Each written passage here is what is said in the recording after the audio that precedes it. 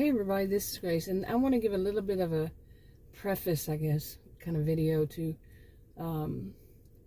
it's actually a part of a series of hypothetical-fictional series, and I haven't done anything on it for a while, and this one is a character. Her name is Julie. She's in her 50s.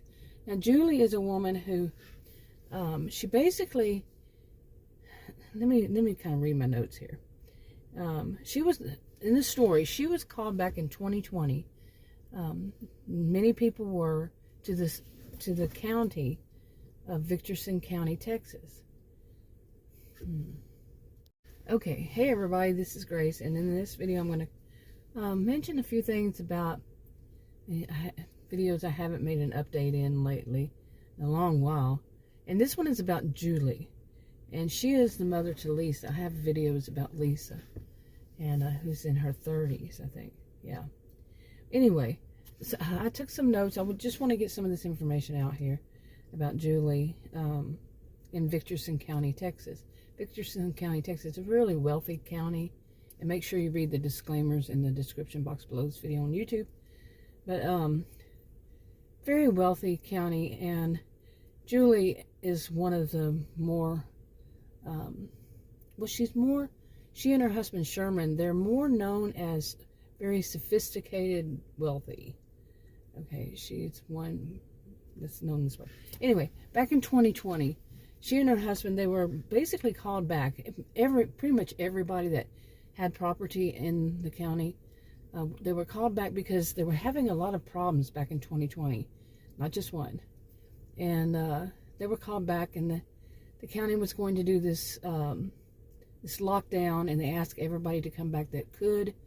You know, people that, like, they lived in the big city part of the year, and then they moved back the rest of the year and lived in their home. And because they were going to, the county was going to lock down. There were some issues that were really bad. Everything was legal that they did. Really bad other issues, and they just didn't know what was going on.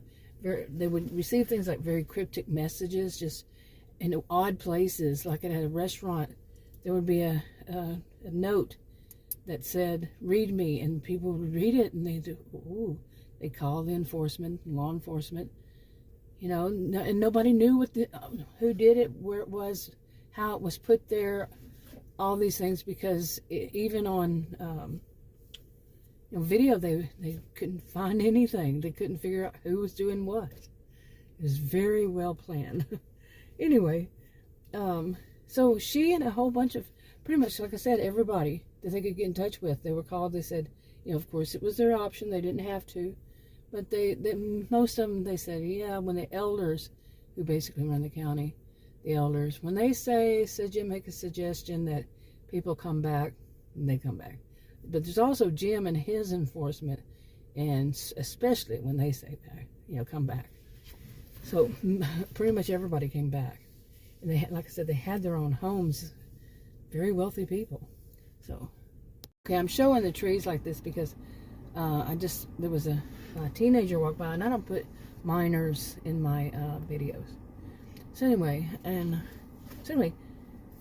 now, you know, they were some of the people that were called back, and they actually had a convoy with another woman named Grace, yeah, and her husband, and Jim's enforcement was, he actually came out for some of them.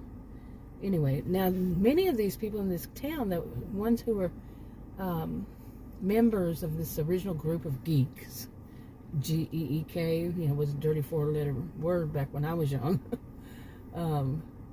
Then some of them were just that. They were the ones who basically started off a lot of things. And they, at some point, Jim developed this academy to train people in all kinds of, everything about law enforcement, every field, including judges. They sent them, people that were in that, they sent them off to school, to university, you know, law enforcement or lawyers or wherever they had to send them, you know, however it was. And they became very wealthy too. Not only was the county wealthy, but so were they. at that point. And and not everybody knew what everybody was trained in. They also trained all their members, okay, these computer people, these computer geeks. And not everybody knew what everybody else was trained. Not everybody knew that they were members. It was very much need to know, even spouses. It was part of their culture. At some point became that, and they knew that, you know, it was need to know, and they were all fine with it. It was part of their culture from the beginning, that when the whole county was settled, not in computers, because they weren't there back then, but overall, that's how things worked. So now to get more back to, or to get to, Julie. Okay, she is actually trained. She's in her early 50s. She was actually trained in investigation. You know, actually both of them were. And let me see if I can read my don't have my readers. Now, to others, like I said, they were thought of these really sophisticated, but they were basically people don't use that word so much anymore that I've heard, but they were thought of as aristocrats. Okay, from really young. Like I said, I haven't heard that word in a long time. Anyway, they were both trained. Well, at this point, she trained what they call 2.0s. They named themselves. They were basically the children of people like Julie and the original ones. Okay, and she trained them to be investigators. And she trained them at this place they called the Barns. You know, think more like a, what is it called? Farmer's market, more like that. And she trained them there. And this included her daughter, Lisa. Now, Lisa had no clue. Lisa never knew until the year 2020 that her parents were part of the enforcement. She had no idea. Like I said, need to know. And they really didn't feel like she needed to know. It's part of their ways. It wasn't anything, you know, sneaky or anything like that. It's just the way that they are. And they have good reason. Okay. Now, to some people, that would seem like, you know, think about somebody who's real thought of as, you know, aristocrats. They're very wealthy, or they're, you know, they're you know, thought about it so sophisticated, but they know this, they have that as the secret of their lives, and she secretly wants to be a bit more wild all around. This is Julie. I mean, it would seem kind of whoa, okay? The whole picture wouldn't fit together, you know, at least how I imagine it. But she does, and she's never told Sherman. Now, what would be her wild? Well, as it turned out, in her early 50s, she decided that she was going to do, on both of the county social media platforms, she was going to, or for all of this, or mainly on one, but she was going to do these not cooking, but happy homemaking videos. Videos. And a lot of it would be her voice, because in that county, when all this trouble started, they changed up all the social media platforms. They only have two and it's only for the county. And in order to get on it, you have to live in the county. And one of them was all good, one of them was not, but that's another story. And eventually they opened both of them up to everybody in the county. And and when they did, everybody had to go down to the, you know, local grocery store, wherever they had it, and show their IDs with their their driver's license ID or ID and their address. It had to show their address. And they could only have one account, and they were told, well, they could have more if it was some business. They could have a business account, but they were told that they cannot use on their social media account. They couldn't use their real names, their faces, and everything would be blurred. They would get to choose how they want it blurred, and they, like I said, weren't allowed to use their real names. And that was great for a lot of people, because a lot more people were starting to make videos, write stuff and all that. And as it is, the county, the people in the county, they really didn't care for much outside of the county. They really did their business and all. They did all that with within the county as much as they could. And they did have one town at first, was the only one that did the distribution. They actually had it all figured out. They went to the big city, just like 2 hours or so away, got all that they needed, and basically that's how it worked. It wasn't the other way around, like the stuff came to them, they went to the stuff. Like I said, very wealthy county. Yeah, I mean, as far as, they went from that town, they went to the big city, got the stuff, and brought it back. They didn't like people, truckers and all that coming into their county themselves, to distribute, to bring this stuff. They just didn't. They were funny. They had their own quirks.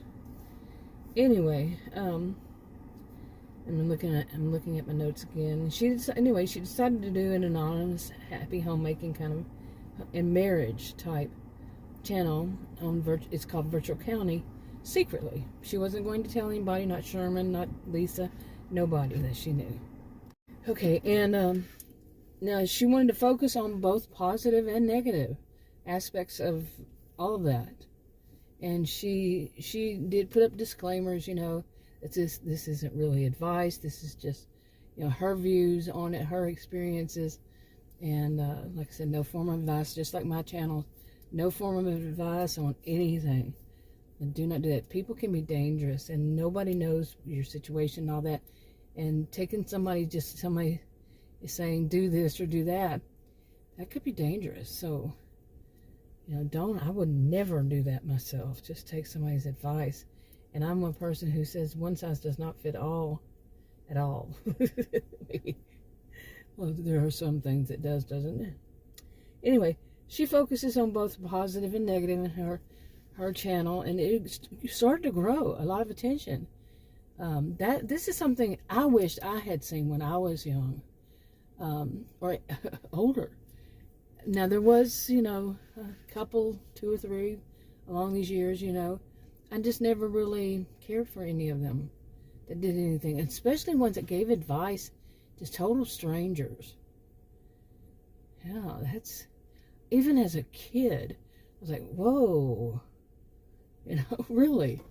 And like I said, I'm a social and behavioral scientist now, but I was a career student at university, undergraduate and graduate, and I would never be that. Anyway, let me move on. But now, like I said, she put these disclaimers, and now to her, imagine, okay, somebody who thought of as aristocrat / sophisticated, very sophisticated, wealthy, like she had she had a yarn store, basically it was mostly yarn and things to use in knitting. And she sold it to her daughter, Lisa. She was going to give it to her. She would inherit it. But Lisa wanted to be more independent and pay her, okay, for it. But I mean, that's her kind of thing, was the yarn store. And that's how people knew Julie. Okay, all these things I just said. And to her, like I said, she wanted to do something a little more on the wild side. Well, that was her wild side thing, was to do the happy homemaking and marriage, show, as she kind of put it. Yeah. And that kind of makes sense, doesn't it? Really. Okay, I hope I didn't just mess up that clip. I hit the wrong button. And usually if I hit the pause button, it messes up everything. And that's what it is, right under the stop button. It was only like a second, but I have a feeling it probably messed it up. So what I summed up is that Julie's wild thing was to do this happy homemaking, and she also discussed marriage type channel on Victorson County's main social media platform just for the county, which is Virtual County. So, and like I said, she was going to focus on both the positive and negative. Now, I wanted to get all this out before I started doing the, what she what Julie puts up on there, the videos. I have a whole bunch of topics already. And like I said, make sure you read the disclaimers in the description box below this video on YouTube. This is part of a series of hypothetical fictional stories. Okay? Fictional. But read the disclaimers. Anyway, I'm going to wrap this up, and yeah, it's getting a little windy. I'll talk to you on another video a bit. Bye.